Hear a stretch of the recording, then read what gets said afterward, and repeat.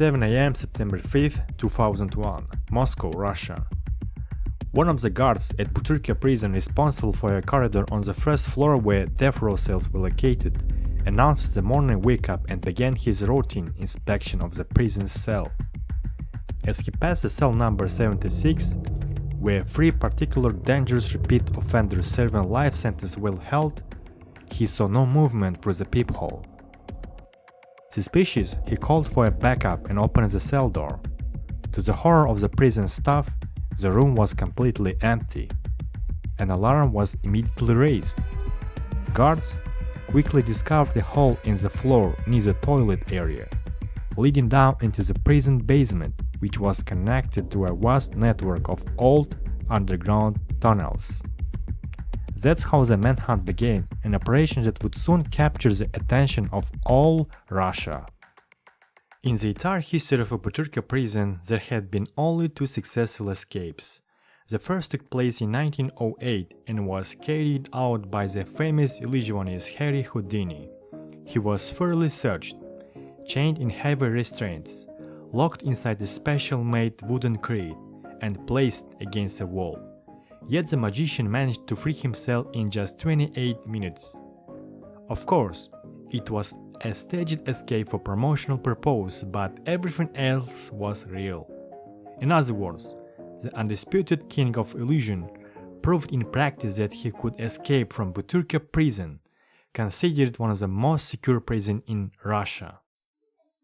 The second escape happened in 2001, carried out by life sentence inmates Boris Bezotchestvo, Vladimir Zhelezego, and Anatoly Kulikov. Today, we will talk about how it happened and what followed after the escape. One of the inmates who escaped from Butyrka prison was Vladimir Zhelezego. He was born in 1962 in the town of Aylex, located in the Karaganda region. According to his former teachers, Vladimir was a withdrawn and shy child whose academic performance was far from impressive. In the early 90s, Zhelezego turned to theft and armed robbery, eventually landing in a penal colony by the mid-1990s. After his release, he moved to the Siberian town of Kansk in the Russian Krasnoyarsk region. But it wasn't long before he ended up behind bars again, this time serving a 1-year sentence for illegal weapons possessions. When Zhelezego returned to Kansk, he was already a hardened repeat offender. He assembled his own gang, whose members initially specialized in the theft before escalating to violent armed robberies. In early 2000, the gang broke into the cottage of local businessman named Nadolsky during the night. The criminals brutally tortured the homeowners and his wife before killing them with an axe. Afterwards, they stole property worth around 200,000 rubles. The gang was identified and arrested shortly after the crime, and all members were brought to trial. As the leader of the group, Vladimir Zhelezego was sentenced to life imprisonment. During the trial, the prosecutor described him by saying, "This is a terrifying individual who was never be allowed to walk free." Zhelezego himself strongly disagreed with the harsh sentence. His lawyer filed an appeal, and while awaiting its review, he was transferred to a Butyrka prison in March 2001. Sharing cell number 76 with Vladimir Zhelezego was another life-sentenced inmate, 30-year-old Boris Bezotchestvo, a native of the town of Anjera-Sudzinsk in the Kemerovo region. Boris began his criminal path while serving in the Soviet Navy in Vladivostok as a sailor and a stalker. In December 1990, together with 2 drunken fellow servicemen, he robbed a passerby and then started vandalizing a parked car on the street. Police officers arrived while the men were still smashing the vehicle. A military tribunal of the Vladivostok garrison sentenced Bezotchestvo to 7 years in a penal colony. After being released in late 1997, he returned to his hometown of Anjera-Sudzinsk, where he found work as a grave digger at a local cemetery. But because of his aggressive and difficult personality, Bezotchestvo quickly made enemies at work. One of them was his colleague, Vladislav Loskutnikov. As tensions between two grave diggers escalated, Luskutnikov eventually quit his job. After his departure, in the summer of 1998, Безотчество was promoted to cemetery supervisor. However, he didn't enjoy new position for long.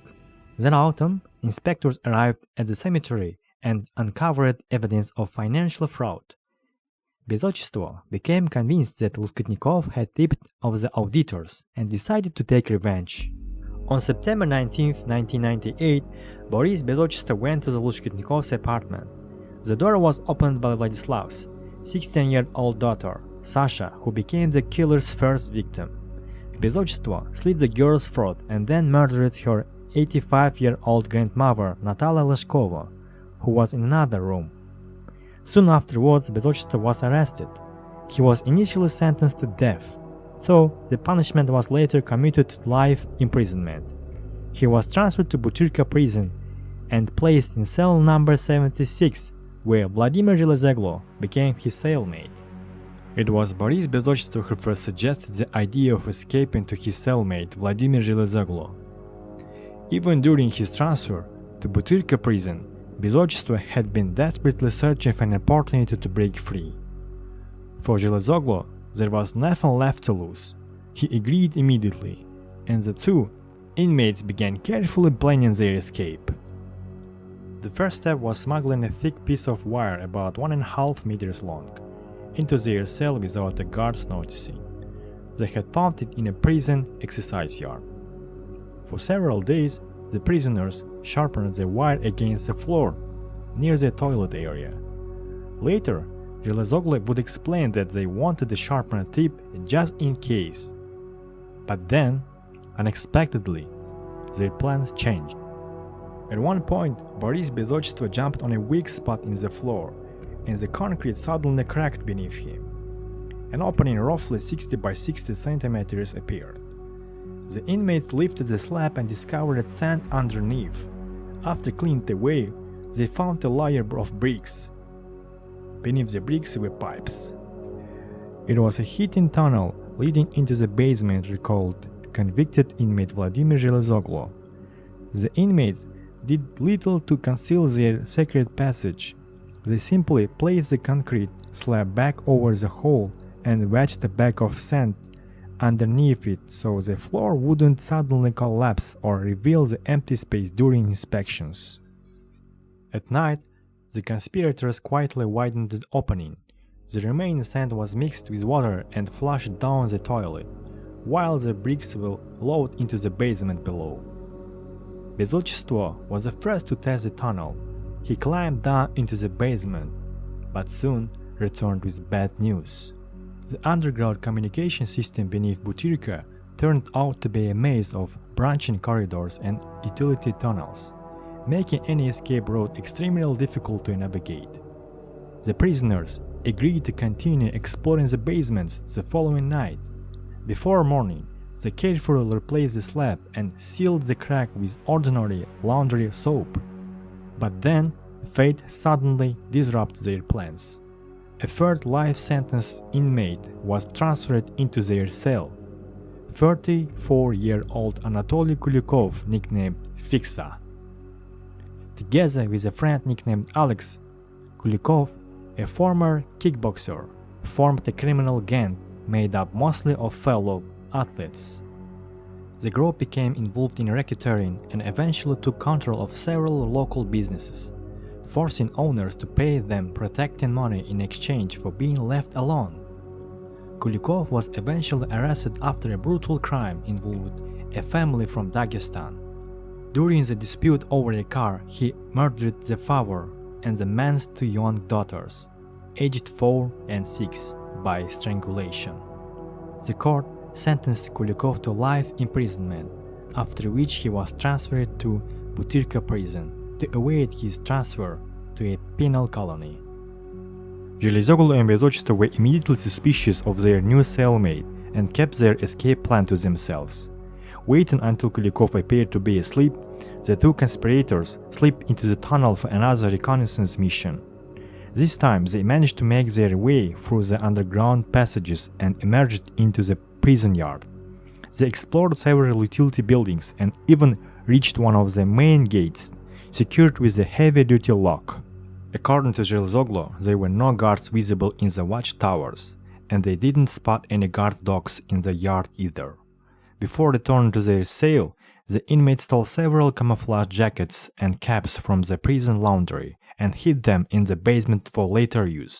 But when they got back, they were greeted by an unexpected sight. Kulikov was awake and his clothes were covered in dirt. As it turns out, he had never been asleep at all. Later, Vladimir Zhelizoglu recalled, "Anatoly Kulikov only pretended to be sleeping. He was testing us. We climbed out and left. After we were gone, he got up, gathered his things, and followed us. But he went the wrong way, got lost in the tunnels, and eventually returned to the cell." At that moment, it became clear that their secret was no longer theirs alone. Realizing what Zhelizoglu and Bezochestvo were planning, Kulikov convinced them to let him join the escape. He even managed to obtain $1,000, which conspirators used to bribe a prison guard for a fire evacuation plan of Butyrka prison. Another map was reportedly passed to them by inmates from the neighboring cell.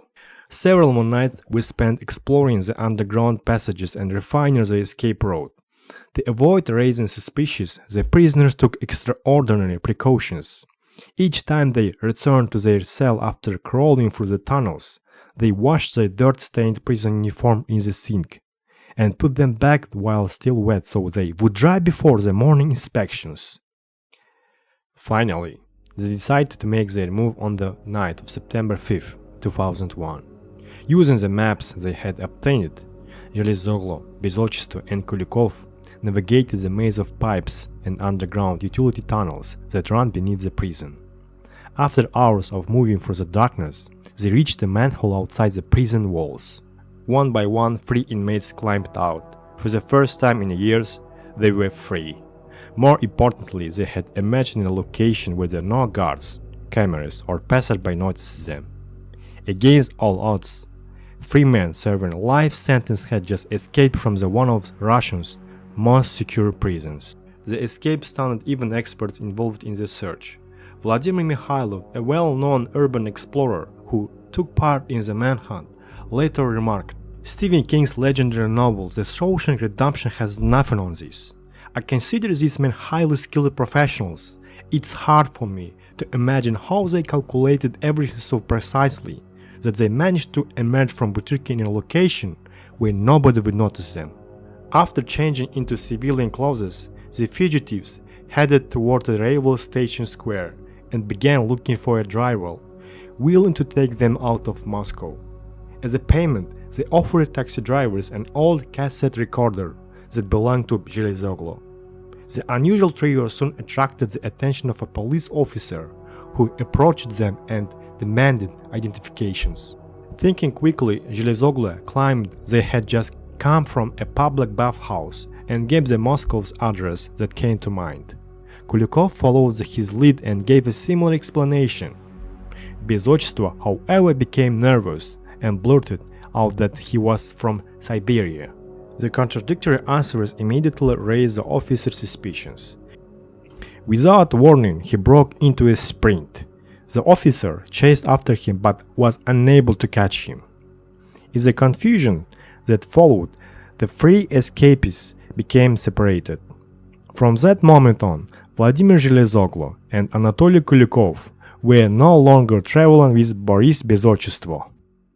Continuing their escape, Zhelizoglu and Kulikov managed to hitch a ride. A driver agreed to take them to Moscow's main highway in exchange for a cassette player.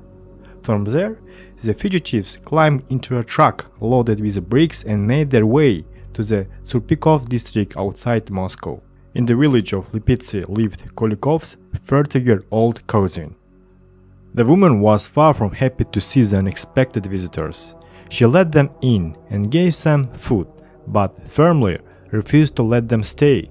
With nowhere else to go, the fugitives built a makeshift dugout shelter in a nearby forest. Meanwhile, investigators in Moscow were working around the clock to track down the escapees. The disappearances was discovered at around 7 a.m. on September 5th. During a routine inspection, a prison guard checked cell number 76 and found it completely empty. News of the escape spread quickly through Butyrka prison, and the remaining inmates erupted in loud celebration. To prevent unrest and a possible riot, special forces units were dispatched to the facility. After discovering a hole in the floor of the cell, prison staff descended into the basement. However, their attempt to determine exactly how the prisoners had escaped led nowhere. At first, law enforcement officials hoped that fugitives had become lost in the underground passages and were still hiding somewhere beneath the prison. But tunnel experts brought in from Moscow soon changed that theory. On the morning of the following day, they guided investigators to a manhole cover from which the escapees had finally reached freedom. The search operation involved more than 250 people, but at first it yielded no results. A service dog tracked the fugitives to Novosobskaya Street, where the trial suddenly went cold. Days turned into weeks. Reports of suspicious individuals came in from various regions across Russia, but none of them were confirmed. Authorities eventually decided to offer a 100,000 reward for information leading to the capture of the escapees. It worked. A few days later, police received a tip that two suspicious men were hiding in the forest near the village of Lipitsy. Later, Zhelezoglu claimed they were betrayed by Kulikov's brother and a neighbor. In any case, the arrest operation was carefully planned. The fugitives were detained at a bus stop they had previously used. A bus arrived as usual, and then, in an instant, a dozen special forces officers stormed out. Everything happened so fast that Zhelezoglu and Kulikov had no time to react. In total, Zhelezoglu and Kulikov remained at large for 3 weeks. The fate of their third accomplice, Boris Bezotchestvo, remained unknown for 2 years.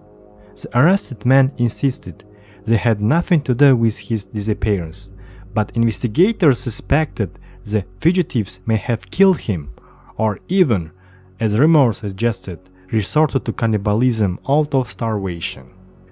However, in May 2003, Bezotchestvo was finally found. Weak and exhausted from prolonged malnutrition, he was caught after stealing from a small shop in a village in the Lubitsky Street near Moscow. The officer who arrested him found a passport on him, belonging to a resident of Ryazan region, Alexei Baranov. Fingerprints soon revealed his true identity. Today, Bezotchestvo continues to serve a life sentence in the Polar Oval Penal Colony. Kulikov is held in the Black Dolphin, and Zhelezoglu was sent to the White Swan, where he is kept under special supervision as an escape risk.